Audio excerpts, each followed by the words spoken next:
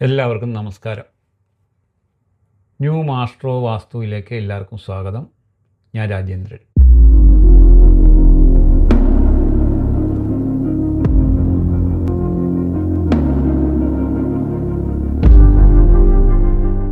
ഇന്നത്തെ എൻ്റെ വിഷയം ന്യൂമറോളജിയാണ്. ഇതിനു മുമ്പ് ഞാനൊരു എപ്പിസോഡിൽ ന്യൂമറോളജിയെ പറ്റി പറഞ്ഞിരുന്നു. അതിൻ്റെ ലിങ്ക് ഞാൻ ഐ ബട്ടണിൽ കൊടുക്കാം. അപ്പോൾ ഞാൻ ഇന്ന് എടുത്തിരിക്കുന്നത് ഒരാളുടെ ഡേറ്റ് ഓഫ് ബർത്ത് എടുത്തിരിക്കുകയാണ്. ആ ന്യൂമറോളജി ഗ്രഹനില ഞാൻ കൊടുക്കുന്നുണ്ട്. ആദ്യം തന്നെ നമുക്ക് ന്യൂമറോളജിക്കൽ ഗ്രഹനിലയിൽ നമുക്ക് ഒരു സാമ്പിൾ നമ്മുടെ ഡേറ്റ് ഓഫ് ബർത്ത് നോക്കാം. ആ ഗ്രഹനിലയിൽ നിങ്ങൾ കാണുന്നുണ്ടല്ലോ, മോളിൽ 4, 9, 2, 3, 5, 7, 8, 1, 6. ഇതാണ് ഫിക്സഡ് ഒരു ഗ്രഹനിലയാണിത്. ഇതിന് യാതൊരു മാറ്റവും ഇല്ല. ഈ ഗ്രഹനിലയിലുള്ള അക്ഷരങ്ങൾ നമ്മുടെ ഡേറ്റ് ഓഫ് ബർത്തിൽ ഇല്ലെങ്കിൽ അത് മിസ്സിങ് നമ്പറാണ്. എന്നാൽ അസ്ട്രോളജിയിൽ അങ്ങനെയല്ല. നമുക്ക് എല്ലാ ഗ്രഹങ്ങളും എവിടെയെങ്കിലുമൊക്കെ നിൽപ്പുണ്ടാവും. പക്ഷേ ന്യൂമറോളജിയിൽ 9 അക്കങ്ങളും വേണമെന്നില്ല.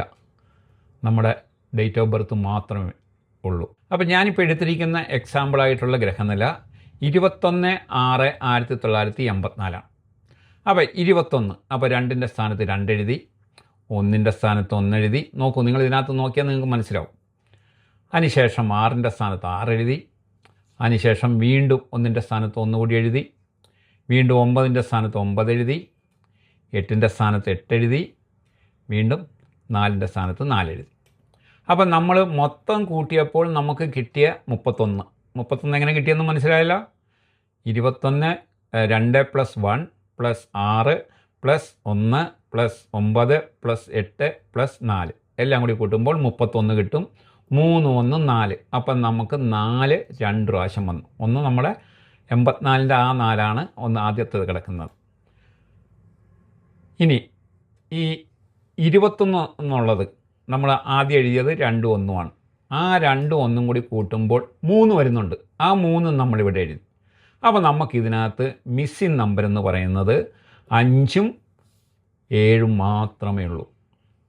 5 7 നമുക്ക് ഇല്ല. അപ്പോൾ മിസ്സിങ് നമ്പർ ഇയാൾ ഭാഗ്യവാനാണ്.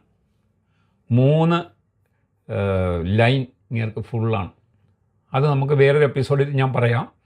ഇതിനകത്ത് ഈ 21/6/84 ജനിച്ച ആൾ ഭാഗ്യവാനാണ്. 3 ലൈനിൽ അങ്ങേർക്ക് ഫില്ലായിട്ടുണ്ട്. ഈ ഗ്രഹനിലയിൽ ഇപ്പോൾ മിസ്സായിരിക്കുന്നത് 5ഉം 7ഉമാണ്. ഈ 5ാം നമ്പറിനും 7ാം നമ്പറിനും ഉള്ള റെമഡി നമുക്ക് വേറൊരു എപ്പിസോഡിൽ കാണാം.